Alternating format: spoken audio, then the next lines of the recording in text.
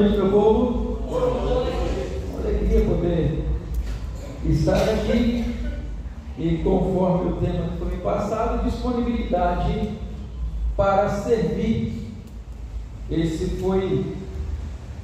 não é o tema de hoje, dia 28 de agosto. Não pude, peço perdão por não ter podido atendê-los em um domingo. Mês de agosto é um mês muito cheio de coisas. E o pastor Paulo entende muito bem esse negócio de secretaria de associação. Temos um encontro global no mês de agosto e prepara relatório e orienta o que tem que fazer, o que não tem que fazer, enfim, a gente precisa estar nessa correria do dia a dia. Mas encontramos uma data, não foi isso? E essa foi a data que o Senhor separou para estarmos aqui, para conversarmos um pouquinho sobre esse assunto que é muito importante, muito importante. Num dos grupos que participo de pastores hoje, surgiu lá um assunto sobre um tema no grego, hiperetes, que é um serviço muito interessante, porque na época das galés, aqueles navios que eram movidos a remo, né?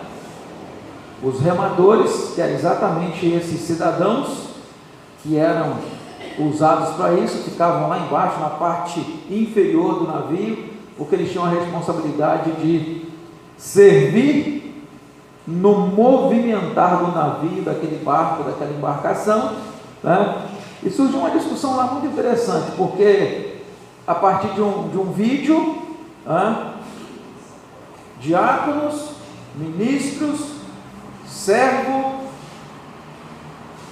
que no fim das contas tudo é a mesma coisa, né? Mas aí um fala do ministro, outro fala do servo, outro fala daquele ruperetes, que é aquele que fica lá na parte inferior. E se nós pegarmos o termo servo, doulos no grego, que é também traduzido como escravo, né? Mas não escravo no sentido da escravidão, escravo no sentido exatamente da disponibilidade de servir, uma vez que o servo não tem vontade própria. O servo apenas obedece à orientação de um superior, que é o nosso caso, né, pastor? Nós não temos para onde fugir, é vocação. O Senhor chama, quem atende a vocação tem apenas que obedecer. E aí eu tenho falado por aí, por onde eu vou, que a tarefa pastoral é uma tarefa excelente, mas muito complexa. E essa tarefa, ela acaba se tornando a tarefa da igreja. Mas enquanto pastores, enquanto esses servos, no sentido de direção da igreja, nós ficamos numa situação complexa, porque a igreja não é nossa. Temos apenas que cuidar dela. E conforme a Bíblia diz, apresentá-la ao Senhor sem mancha, de forma imaculada. A palavra que pregamos não é nossa, é do Senhor. Logo, a mensagem que vem da palavra também não é nossa. Nós apenas transmitimos aquilo que o Senhor falou a nós enquanto estudamos, enquanto preparamos o texto, enquanto escrevemos as nossas questões. E precisamos apresentar de volta o rebanho ao Senhor, também de forma que ele seja aprovado. Então, seja servo, seja ministro, seja ruperetes, ou seja lá o termo que quiserem dar, o sentido para nós é um só: servo no sentido de servir, aquele que não tem como dizer não, porque o servo apenas obedece aquilo que o seu Senhor determina. Em contrapartida, a igreja ela tem apenas uma missão, E essa missão, para que ela seja cumprida, é necessário que todos aqueles que compõem a igreja tenham a disponibilidade de servir, porque a missão da igreja é tão somente proclamar as boas novas de salvação. E essa proclamação, ela pode ser de algumas formas. Ela pode ser falando, ela pode ser quando você ajuda alguém sem interesse em nenhum retorno, quando você testemunha daquilo que Cristo tem feito através da sua vida e na sua vida. Então, essa mensagem, essa proclamação, ela pode acontecer de várias formas, dependendo das circunstâncias e de como você se dispõe a servir. E para essa nossa conversa, para esse nosso bate-papo, eu não vou ler um texto específico, eu vou tratar de alguns textos para apontar uma coisa que é muito interessante, que é o tema que eu escolhi para falar sobre o tema que foi me dado. O tema disponibilidade de servir, e eu trabalhei o tema santidade, meu estilo de vida. Santidade, meu estilo de vida. E aí eu preciso falar um pouquinho sobre a santidade no Antigo Testamento e a santidade no Novo Testamento. E a partir daí, nós precisamos perceber como é que o Senhor trata isso com os seus servos. E a primeira coisa que nós vamos encontrar está em Levítico capítulo 11, verso 44. Pois eu sou o Senhor, Deus de vocês, consagrem-se e sejam santos, porque eu sou santo. Isso é um imperativo, isso vem como imperativo para nós. Mas se nós formos no hebraico, nós vamos perceber que esse verbo lá, ele tem um tempo que ele é constantivo. Ele seria o que nós chamamos hoje de gerúndio na nossa língua portuguesa. Porque o ser santo, ou sejam santos porque eu sou santo, é algo que acontece na caminhada. Porque a santidade é um processo ao longo da nossa caminhada. A cada dia nós vamos sendo santificados para aquilo que o Senhor deseja realizar através de nós e da sua igreja. Então Ele vai trabalhar isso em nós. Então a palavra-chave no Antigo Testamento para se referir ao que é santo, que é o termo kadosh, e o significado é exatamente aquilo que nós usamos, para aqueles que são escolhidos por Cristo, são separados por Cristo, porque o sentido dessa palavra, ou desse termo kadosh, é exatamente estar separado das outras coisas. Estar separado das outras coisas. Então, ser santo significa estar separado das coisas do mundo para estar envolvido com as coisas espirituais, aquelas coisas que serão praticadas na caminhada de cada um de nós. Como nós não somos perfeitos, a nossa perfeição ela só vai ser completa quando estivermos na presença do Pai na eternidade. Então precisamos entender que estar separado, no sentido de ser santo, não significa ainda ser perfeito. Não significa ainda ser perfeito, mas é procurar, é agir, é trabalhar para que as coisas do mundo não tenham interferência na minha prática de vida enquanto crente em Cristo Jesus. E por que razão? Porque você não tem como estar fora do mundo. Senão nós contrariaríamos uma palavra que está lá em João capítulo 17, quando o próprio Jesus, na sua oração sacerdotal, vai dizer ao Pai assim: Pai, peço que não os tires do mundo, mas que os livre do mal, porque eles não são do mundo, assim como eu do mundo não sou. Então, Jesus Cristo, na sua oração sacerdotal, quando ele diz isso, a preocupação dele é porque no avançar da história, nós sabemos que ele seria tirado do mundo, como foi tirado, mas ele diz aos seus discípulos: é necessário que eu vá, para que o Pai envie o Consolador, e esse vai estar com vocês para sempre.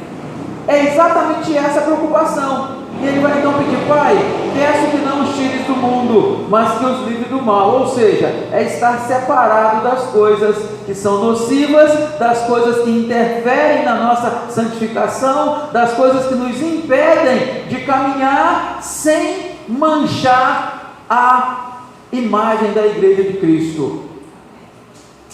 Em Levítico capítulo 20, versos 7 e 8, vai dizer assim: consagrem-se, porém, e sejam santos, porque eu, o Senhor, o Deus de vocês, obedeçam aos meus decretos e pratiquem-nos. Eu sou o Senhor que os santifica. Obedeçam aos meus decretos e pratiquem-nos. Eu sou o Senhor que os santifica. E aí nós podemos entender qual é a dinâmica. Existe então um decreto. Esse decreto vem do Senhor. E quando eu me deparo com decretos, mandamentos, direcionamentos de Deus para nós, oriundos lá do povo no início, eu me lembro muito bem que ele vai dizer através de Moisés, na repetição da lei, em Deuteronômio capítulo 6, ele vai dizer: essas palavras que hoje te ordeno. Isso ele está falando aos pais. Está falando aqueles que tinham a autoridade da tribo, da família. Essas palavras que hoje te ordeno, atarás no teu coração, e falarás dela, assentado, andando, deitando-te, levantando-te, colocando como umbrais nas portas, como testeiras dos seus filhos, até a terceira e quarta geração. Havia então essa preocupação. E aí nós precisamos fazer um recorte nesse texto para entender: estas palavras que hoje te ordeno, estarás no teu coração. E eu não quero que você pense em coração como sendo o órgão que bombeia sangue para o corpo. Eu quero que você entenda coração como mente. Essas palavras que hoje te ordeno estarão no teu coração, na sua mente, para que você possa então guardá-las, para que você possa então meditar nessas palavras. E aí nós vamos lembrar então do que o salmista vai dizer: escondi a tua palavra no meu coração, para eu não pecar contra ti. Por quê? Porque enquanto a palavra está na mente, sendo trabalhada, sendo memorizada, sendo pensada e trabalhada, ela vai sendo aplicada no cotidiano, ela vai sendo aplicada no dia a dia, na sua escola, na faculdade, no seu trabalho. Quando você está em casa trabalhando, fazendo o almoço, ou lavando a sua roupa, ou enfim, ou fazendo a faxina da casa, a sua mente precisa estar trabalhando essas questões, para que quando chegar nos momentos difíceis que nós encontramos no dia a dia, nós não venhamos sucumbir diante das dificuldades, mas nós venhamos entender que quem cuida de nós é o Senhor, quem trabalha em nós é o Senhor. E quando Ele faz isso, com o objetivo de que com essas atitudes nós possamos servir a uma sociedade, a uma comunidade desprovida de valores, a uma comunidade desprovida de tanta coisa boa que a Bíblia nos traz, que a palavra nos ensina. E para que nós tenhamos uma sociedade melhor e diferenciada, para que nós tenhamos famílias melhores e diferenciadas, é necessário que nós apliquemos os decretos, os mandamentos, as orientações do Senhor na nossa prática de vida. Continuando ainda em Levítico, capítulo 20, verso 26, ele vai dizer: vocês serão santos para mim, ou seja, separados, porque eu, o Senhor, sou santo, e os separei dentre os povos para serem meus. E aí nós precisamos atentar para o que acontece lá no Êxodo, porque o povo está escravo do Egito, e aquele povo sofrido. Mas depois, quando acontece aquela circunstância, e Moisés precisa fugir para o deserto, e lá ele vai sendo trabalhado pelo Senhor, e lá ele vai sendo podado, polido pelo Senhor, e até o momento da sarça ardente, onde Moisés ouve a voz de Deus dizendo: eu te separei, eu te escolhi.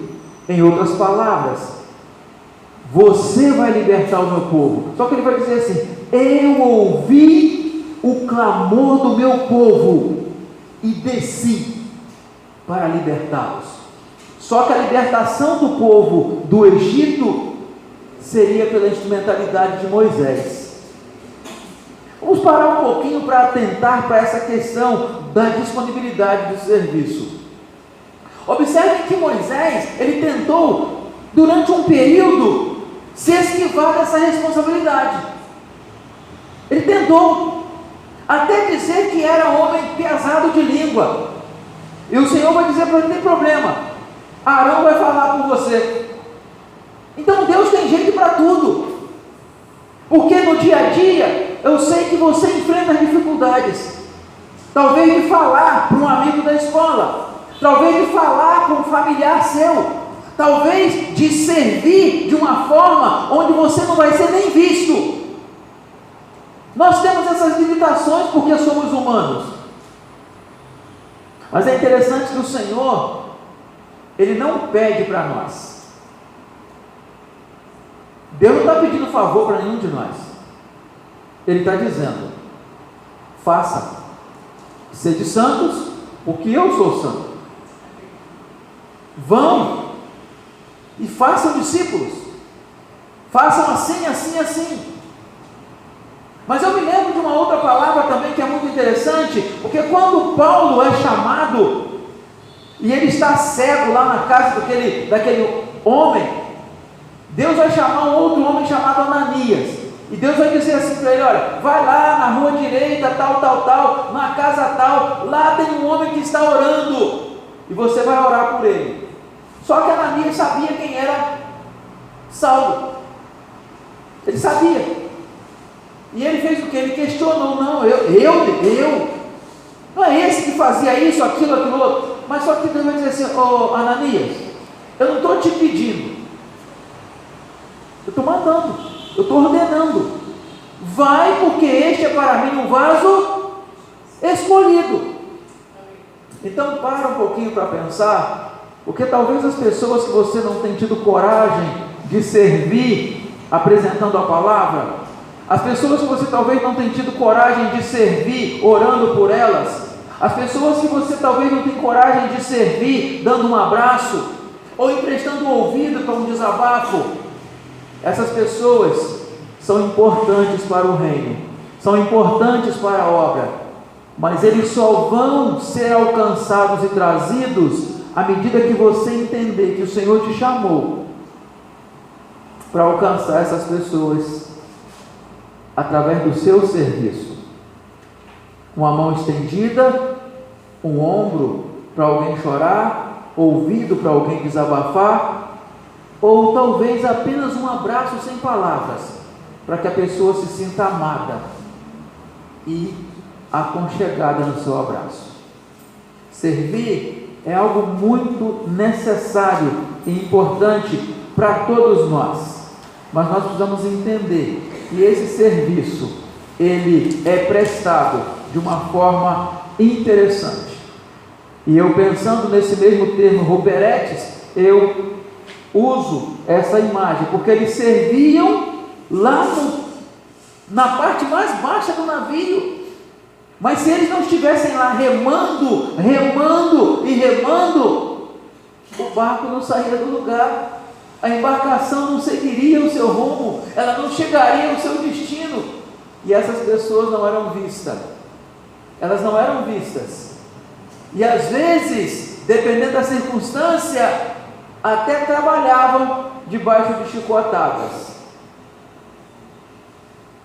mas não tinham o que fazer. Eles precisavam movimentar o barco. Quantas das vezes você talvez já não tenha pensado em desistir da sua caminhada. Talvez você já tenha pensado em abandonar tudo, conforme diz aí no português popular, né? Chutar o pau da barraca. Mas você não pode esquecer que você é um servo do Senhor. E todos podem esquecer de você. Todos podem abandonar você. Mas você precisa ter a certeza, a convicta certeza, de que a promessa de Cristo continua viva. Viva. Eis que eu estou convosco todos os dias, até a consumação dos séculos. Isso basta para nós continuarmos servindo ao Senhor. Deuteronômio capítulo 7, versículo 6, continuamos aí apresentando alguns textos. Pois vocês são um povo santo para o Senhor. Porque no verso anterior nós dizemos o quê? Vocês serão separados para mim. Separados para mim. E agora, vocês são um povo santo para o Senhor, o seu Deus. O Senhor, o seu Deus, os escolheu dentre todos os povos da face da terra, para ser o seu povo, o seu tesouro pessoal. O seu tesouro pessoal. Talvez isso nos faça lembrar das palavras de Pedro. Vocês são geração eleita, sacerdócio real, nação santa, um povo de propriedade exclusiva do Senhor. Isso tudo são adjetivos, são palavras para o povo que Ele separou. Mas nesse tempo, para o povo que Ele escolheu. E Ele foi escolhendo cada um de nós e nos uniu aqui neste lugar, para que hoje pudéssemos estar falando sobre isso e refletindo sobre essas questões. Um tesouro pessoal dele, pessoal. O Senhor, seu Deus, nos escolheu dentre todos os povos da face da terra, para ser o seu povo especial. Então, no Antigo Testamento, nós vemos Deus orientando o seu povo a ter um viver santo, onde deveriam praticar a justiça, falar a verdade, agir corretamente, tendo amor, misericórdia, compaixão e procedimento humilde diante de Deus. Essas qualificações, essas orientações que o Senhor dava ao seu povo, era para que o povo pudesse cumprir a sua missão. Às vezes enquanto povo, às vezes enquanto um líder em particular, mas era isso que ele intentava. O ser santo é ter um viver diferenciado, e esse viver diferenciado ele passa por essas questões: na prática da justiça, no falar a verdade, no agir corretamente, ter um amor profundo pelo outro, misericórdia, compaixão e um procedimento de humildade diante de Deus. Assim sendo, o que está presente em Kadosh é que o povo de Deus é separado para o serviço de Deus e deve evitar qualquer coisa que o desagrade. Qualquer coisa que o desagrade. Para isso, precisamos nos aproximar dele. Para isso, precisamos ter intimidade com ele. Para isso, precisamos conversar com ele. Me vem à mente agora o exemplo de uma ovelha lá de Jaconé, que não está mais entre nós, mas que experiência agradável. Eu venci com ela um dia, quando fui visitá-la. Morava apenas ela e o esposo. Nesse dia ela estava sozinha em casa. Eu cheguei, ela me chamou para tomar um café, e depois ela falou assim: pastor, quando eu estou aperreada, e aí você imagina aí de onde é esse tipo de vocabulário, né? Aperreada. Eu faço o seguinte: da cozinha dela tinha uma varanda, dessa varanda para o quintal tinha uma escada, uns 4 ou 5 degraus para o quintal. Então ela me chamou até a varanda e falou: está nessa escada aqui? Quando eu estou aperreada, esse aqui é o meu cantinho. Aqui eu sento e falo com Jesus assim: Jesus, senta aqui do meu lado que eu tenho que bater um papo contigo. E aí ela sentava e conversava como se estivesse conversando com uma pessoa. Talvez se alguém chegasse na casa dela e ela estivesse conversando dessa forma e você entrasse, talvez, e essa senhora está louca, maluca, está falando sozinha. Mas não, ela sentava na sua escada e ali ela conversava como nós estamos aqui conversando. E aí, pastor, eu falo para ele, falo que me aborrece, eu falo que a minha vontade às vezes é fazer isso, fazer aquilo outro. Pastor, e ele me ouve, ele conversa comigo. Isso é experiência pessoal. Você não precisa nem me perguntar: mas como é que ele falava com ela? Eu não sei, era a experiência dela. Que tal se você experimentar arrumar um cantinho e conversar com o Senhor? E você vai ter a experiência de ouvi-lo falando com você. Mas você tem que ter cuidado, porque a Bíblia diz que o homem natural não discerne as coisas espirituais, mas o homem espiritual discerne bem todas as coisas. Então, para ter essa intimidade, esse bate-papo com o Senhor, você precisa estar separado do mundo. Você precisa estar afastado dessas coisas. Como nós precisamos viver nesse mundão? Entenda, não é você sair do mundo, mas é você saber que você não pertence a esse mundo, e as suas práticas então precisam ser diferentes das praticadas lá fora, porque senão nós seremos contados com eles, porque fazemos as mesmas coisas, porque praticamos as mesmas. E aí, quando nós formos falar de Cristo, o que eles vão dizer para nós? Você faz a mesma coisa que eu faço, você não é diferente de mim em nada. E aí você fica desmoralizado. Lembre-se disso. Kadosh, termo do Antigo Testamento, significa separado para o serviço de Deus. E aí é necessário se desprender de qualquer coisa que o desagrade. Agora eu vou pedir você para ler comigo o Salmo 15. O Salmo 15. Aparecendo ali, então você pode ficar assentado mesmo, leia comigo. Vai aparecer aí o Salmo 15 para mim?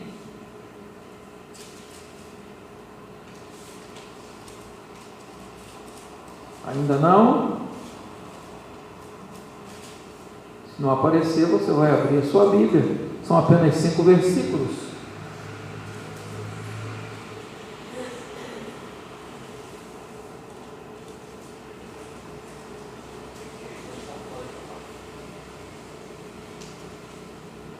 Então abra a sua Bíblia.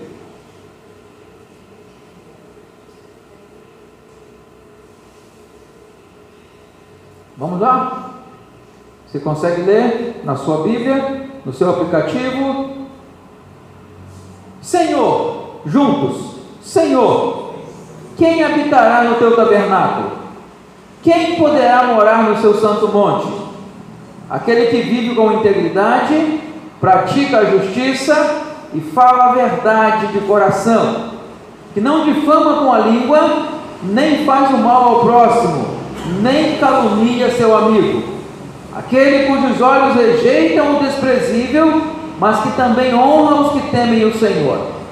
O que não volta atrás, mesmo quando jura com prejuízo, que não empresta seu dinheiro exigindo juros, nem recebe suborno contra o inocente. Aquele que agir assim nunca será abalado. Essa leitura aqui não é para apontar para ninguém. É apenas um texto que traz para nós, olha só, esse tipo de procedimento não agrada ao Senhor. Esse tipo de procedimento não é algo que agrada ao Senhor. Então você precisa viver dessa forma. Viver com integridade, praticar a justiça, falar a verdade de coração, não difamar com a língua, não fazer mal ao próximo, não caluniar o amigo. Uma série de informações que o salmista apresenta para nós, que são práticas, que às vezes acontecem conosco, porque se nós não tivermos cuidado, em muitos momentos nós somos pegados praticando coisas que desagradam ao Senhor. Então, para encerrar esse primeiro momento da santidade no Antigo Testamento, o Miqueias, ele vai apresentar assim, Miqueias 6, verso 8: Ele mostrou a você, homem, o que é bom e o que o Senhor exige. O que é bom e o que o Senhor exige? Pratique a justiça, ame a fidelidade e ande humildemente com o seu Deus. 3 coisas extremamente importantes, e tudo isso tem a ver com o serviço, tudo isso tem a ver com a prática diária de vida. Praticar a justiça, amar a fidelidade e andar com humildade. Prática, aquilo que vai nos fortalecer, aquilo que vai nos ajudar a sermos vistos de uma forma diferente, porque essas coisas estão em falta no nosso mundão. Dito isso, nós partimos então para o Novo Testamento para apresentar alguns textos que vai falar sobre essa mesma questão, mas agora no Novo Testamento. 1 Pedro 1, 15 e 16: Mas assim como é santo aquele que os chamou, sejam santos vocês também em tudo que fizerem, pois está escrito: sejam santos, porque eu sou santo. Pedro está aqui falando, mas retomando o texto de Levítico: sejam santos, porque eu sou santo. A palavra-chave no Novo Testamento para se referir ao que é santo é hagios, e o significado básico é separação da prática do pecado deste presente mundo e a consagração ao serviço de Deus. Então percebem que kadosh é separado para Deus, é separado para o serviço de Deus, e hagios é a separação da prática do pecado. Porque aí nós vamos ter uma série de coisas. Em Mateus capítulo 1, verso 21, nós encontramos o anjo falando a Maria, e ele vai dizer assim: darás à luz a um filho, colocarás nele o nome de Jesus, porque ele salvará o seu povo dos teus pecados. A missão de Jesus ter vindo ao mundo foi salvar cada um de nós dos nossos pecados. Essa é a missão específica dele. Missão específica dele. Quando nós chegamos em Romanos capítulo 3, 23, porque todos pecaram,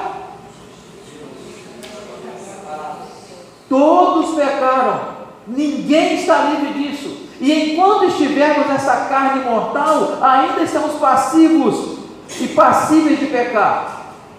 Mas a Bíblia nos dá uma orientação. Se nós dissermos que não temos pecados, nós somos mentirosos. 1 João. Mas se nós pecarmos, temos um advogado que é Cristo. Portanto, se confessar os vossos pecados, Ele é fiel e justo para vos perdoar os pecados e purificar de toda.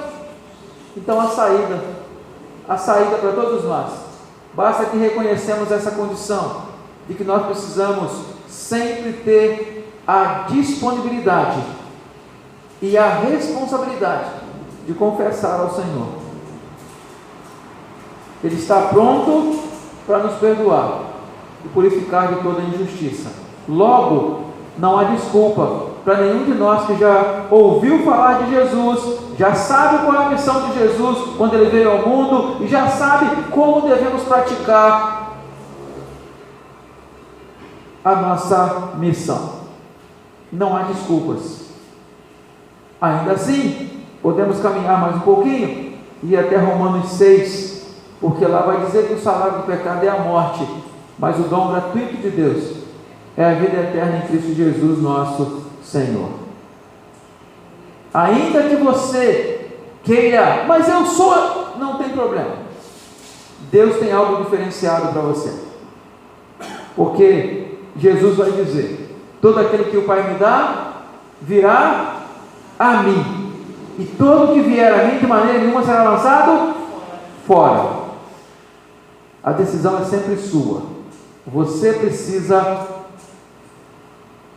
correr para os braços do Pai, e correndo para os braços do Pai, Ele está pronto a te abraçar, te acarinhar, te confortar, te consolar, porque o convite dele é: vinde a mim, todos que estão cansados e sobrecarregados, e eu vos...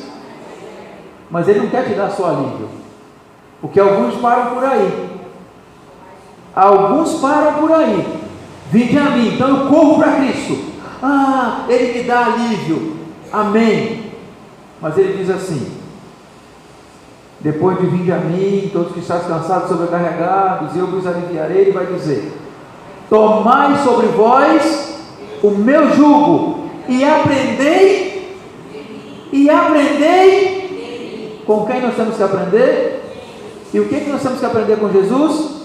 Duas coisas: ser manso e humilde de coração. Essas duas coisas é que vai nos possibilitar servir com alegria, servir com dedicação. Sabe por quê?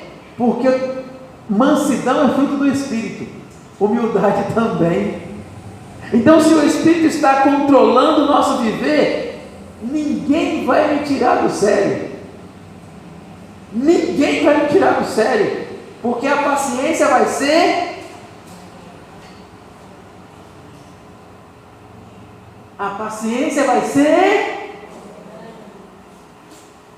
dominante na sua vida. Alguém vai vir e vai pisar no seu pé, vai doer, a vontade é dar um bicudo na canela, mas aí você sente aquela dor e lembra: Jesus sofreu muito mais por mim. E aí você abre um sorriso, e a pessoa não vai entender nada, porque ele está esperando que você reaja com violência. Ele espera isso, porque às vezes o pisão no dedo do pé é provocação, mas aí você reage com mansidão,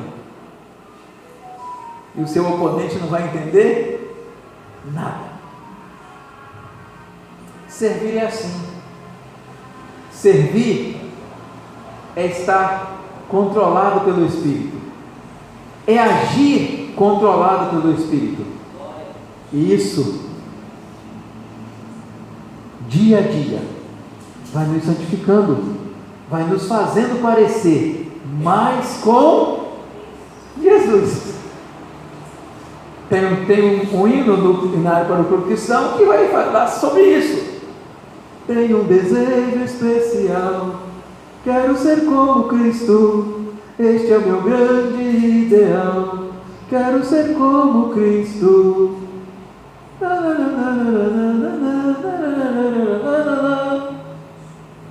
E aí afora, é desejo seu ser como Cristo? Então aprenda com Ele, ser manso e humilde, porque aí você não vai ter apenas alívio, você vai ter descanso. Algo extremamente necessário. O significado da raiz da palavra hagios quer dizer diferente. Aquilo que é hagios é diferente das coisas comuns. O cristão é hagios porque é diferente das outras pessoas. Eis que se alguém está em Cristo, Paulo vai dizer, 2 Coríntios 5,17, eis que se alguém está em Cristo, e como é que a nova criatura se apresenta? Abandonando as coisas e aplicando as coisas novas. Mas viver o novo é tão diferente, né? Por que é diferente viver o novo? Porque o novo muitas das vezes não é aceito, por ser diferente. Você pode perceber que algumas pessoas não querem mudanças? Não, isso não acontece aqui não, isso acontece lá em Jardim Peró. Algumas pessoas não querem mudança na igreja. Por que não querem mudança? Porque o novo assusta. Você nem conhece o novo, mas você se assusta. E quando você se assusta, você pensa assim, não, isso vai dar trabalho. É melhor eu ficar com o... Só que o velho, a tendência é envelhecer cada dia mais. Mas eu não estou falando de pessoas não, porque eu não vou ficar velho, eu espero que você também nunca fique. Paulinho, fica velho não, Paulinho, porque a Bíblia diz que a misericórdia do Senhor se renova a cada manhã, e se a misericórdia dele se renova a cada manhã, cada dia nós podemos viver, mesmo com 100 anos, em novidade de vida. É o que Paulo fala aos Romanos, né? Viver em novidade de vida, porque o que eu vivi hoje, eu não posso viver amanhã. Amanhã será tudo. E o que eu vou experimentar amanhã? Eu não sei. Então eu tenho que estar sempre preparado para o novo. Mas eu sei que o novo assusta. O novo traz medo. O medo às vezes traz aquela insegurança. Mas lembre-se, nós nunca estamos sozinhos, porque a promessa de Cristo é: eis que eu estou convosco todos os dias, até a consumação dos séculos. Se Ele está conosco, vamos em frente, porque essa é a garantia da nossa vitória. Algo separado do pecado para uso exclusivo de Deus. Você, quando foi chamado por Ele, você, quando foi convocado por Ele, é para uso exclusivo dele. Uso exclusivo dele. Às vezes eu trago assim algumas ideias meio esquisitas, e eu falo por aí que a grande comissão para mim não está em Mateus 28. A grande comissão para a igreja não é Mateus 28. Mas sou eu que falo, tá? Pastor Paulo não fala isso não, eu que falo. É coisa minha. Mas por quê? Porque Jesus está falando aos discípulos. Mateus 28. Fazer discípulo não é igreja. Quem faz discípulo? É o discípulo. E quem é o discípulo? Sou eu. Quando eu transfiro essa responsabilidade para a igreja, eu estou pensando na coletividade. Mas fazer discípulo é dia a dia, porque o discípulo é feito na caminhada. Como é seu nome mesmo? Oi? Débora, nome da minha filha. O discípulo que você vai fazer é lá na escola onde você trabalha, onde você estuda, ou onde você trabalha. Por quê? Você está com ele todos os dias. Você talvez sente junto, lanche junto, faz tarefas juntos. Você tem uma caminhada. Fazer discípulos precisa ser intencional. Não pode ser apenas entregar um folheto. Não pode ser apenas eu quero orar por você. Não. O que Jesus fez? Jesus encontrou lá André, Pedro, Tiago, João. Ele chamou. Eles largaram tudo e vieram. Depois encontrou Mateus na coletoria, depois chamou o outro lá, e formou aquele grupo, e caminhou com eles durante 3 anos. 3 anos. A intencionalidade do discipulado é dia a dia. São aquelas pessoas que você convive, são aquelas pessoas que você compartilha o café da manhã, compartilha a poltrona do ônibus, compartilha o Uber, compartilha, enfim, é o dia a dia. Mas pastor, onde está a missão da igreja para você? A missão da igreja para mim, e isso tem a ver com serviço, porque lá você tem e de fazer discípulos de todas as nações, batizando em nome do Pai, do Filho e do Espírito Santo, ensinando a guardar todas as coisas que eu tenho mandado, tá? Isso tudo tem a ver com serviço, mas é o serviço na individualidade, é a minha visão, é a minha perspectiva. Mas quando você chega em Lucas capítulo 4, verso 18 e 19, você vai encontrar a repetição de Isaías 61, verso 1 e 2. Porque o Espírito do Senhor está sobre mim, porque me ungiu para proclamar liberdade aos cativos, libertação aos oprimidos, dar vista aos cegos, mas o que? E dar lá, e proclamar o ano aceitável do Senhor. Então lá, em Isaías 61, versículos 1 e 2, quando Isaías fala isso, ele está falando acerca de Jesus. Em Lucas capítulo 4, quando Jesus entra na sinagoga e pega o livro para ler, e o livro está aberto no livro de Isaías, ele vai ler e no final ele vai dizer: hoje se cumpriu essa palavra, porque a palavra estava se cumprindo nele. Só que agora ele está com o Pai. Essa palavra vai se cumprir em quem? Na igreja dele. Porque quando você lê o livro de Atos, o que você vai encontrar? Mas recebereis poder ao descer sobre vós o Espírito Santo, e ser-me-eis testemunhas, Jerusalém, Judeia, Samaria, confins da terra. Quando você chega em Atos 2, que tem o ato histórico do derramar do Espírito Santo sobre a igreja que estava reunida naquela casa toda fechada, é interessante que nós saibamos disso, que nós lembremos disso. A casa estava fechada, o Espírito Santo não entrou pela janela, não entrou pela porta. O texto diz que veio do alto um vento ou um barulho como de um vento veemente e impetuoso, e encheu a casa e pousou sobre cada um dos discípulos língua como, não eram línguas de fogo, porque se fosse línguas de fogo ia consumir todo mundo. Era a aparência daquilo que pousou sobre os discípulos.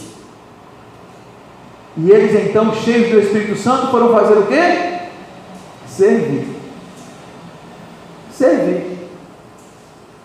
Para que a igreja sirva, para que nós sirvamos enquanto igreja do Senhor, é necessário que nós estejamos cheios do Espírito, tomados pelo Espírito.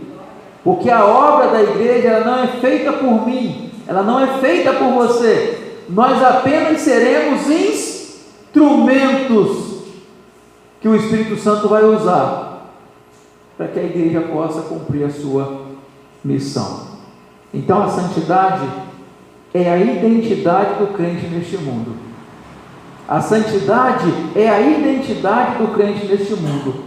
E aí Pedro vai falar aquilo que eu já disse anteriormente: vocês, porém, são geração eleita, sacerdócio real, nação santa, povo exclusivo de Deus, para anunciar as grandezas daquele que os chamou das trevas para a sua maravilhosa luz. Pedro diz isso. Paulo vai escrever então aos Colossenses 3, 1 e 2: portanto, já que vocês ressuscitaram com Cristo, procurem as coisas que são do alto, onde Cristo está assentado à direita de Deus. Mantenham o pensamento nas coisas do alto e não nas coisas terrenas. Precisamos dessas coisas?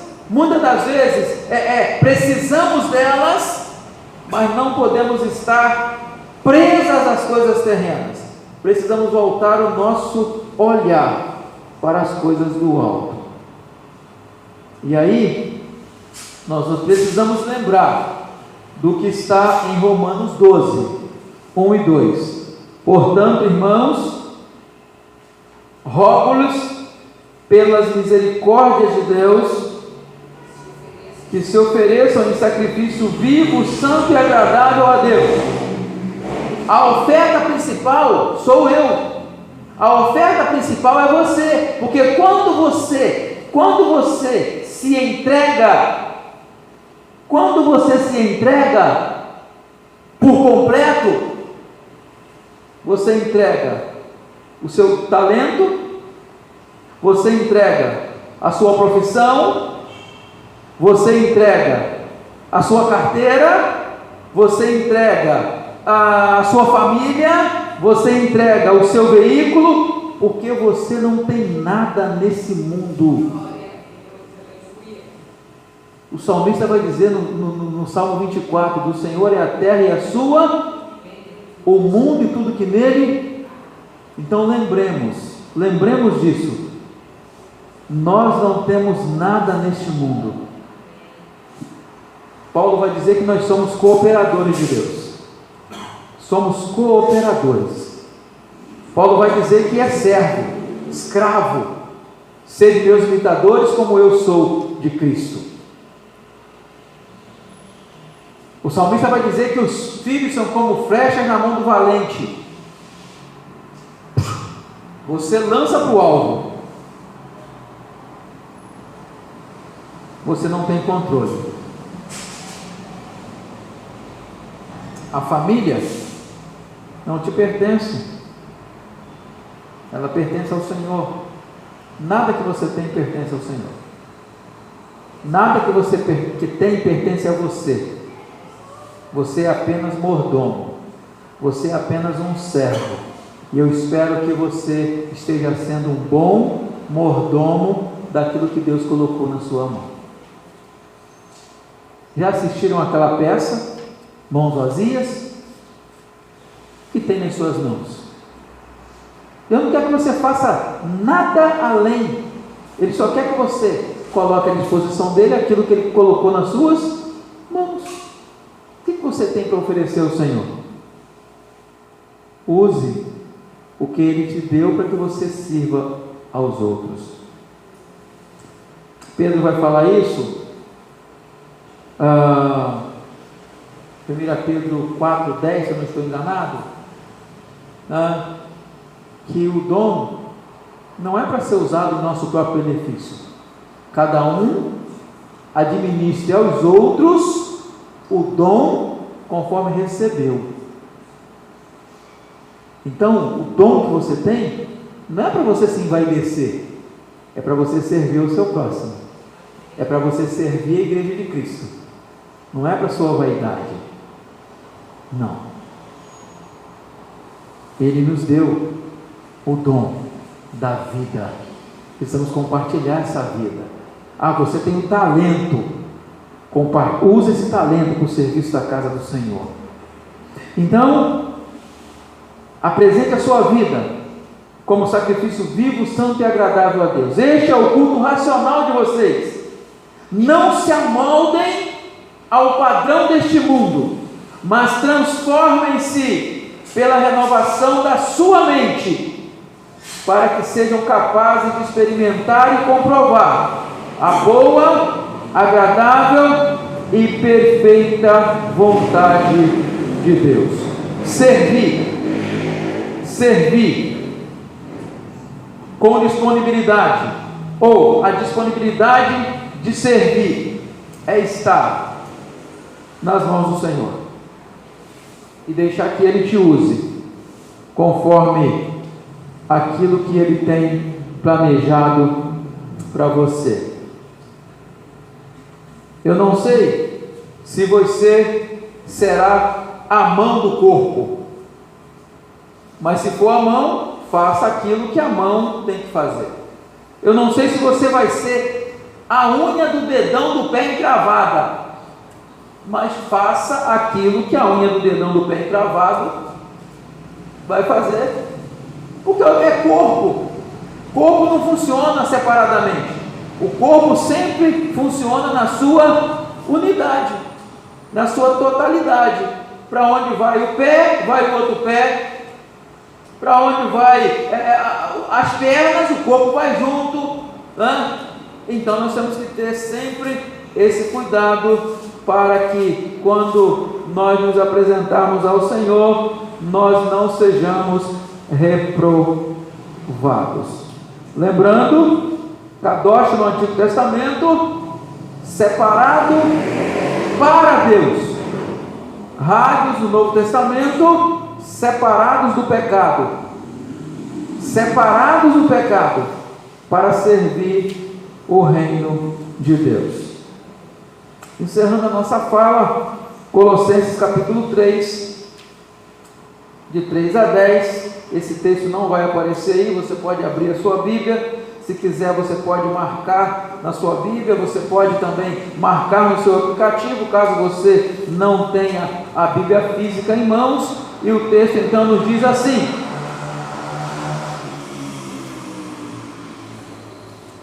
pois morrestes, e a vossa vida está escondida com Cristo em Deus. Quando Cristo, que é a vossa vida, se manifestar, também vos manifestareis com Ele em glória. Portanto, eliminai vossas inclinações carnais, prostituição, impureza, paixão, desejo mau e avareza, que é a idolatria. É por causa destas coisas que a ira de Deus sobrevém aos desobedientes. Nelas também andastes no passado, quando ainda vivis nessas coisas. Mas agora livrai-vos de tudo isso: raiva, ódio, maldade, difamação, palavras indecentes do falar. Não mentais aos outros, pois já vos despistes do velho homem com as suas ações, e vos revestistes do novo, que se renova para o pleno conhecimento, segundo a imagem daquele que o criou. Para servirmos ao Senhor, precisamos estar totalmente dependente dele, tomado, envolvido pelo Espírito Santo, para que possamos entender com clareza que servir não é ser visto, servir não é ser visto, porque o serviço às vezes vai impor a você estar em lugares que ninguém vai te ver, ninguém vai te aplaudir, a não ser Deus. Se Ele te vê e se Ele te aplaude, isso é o bastante.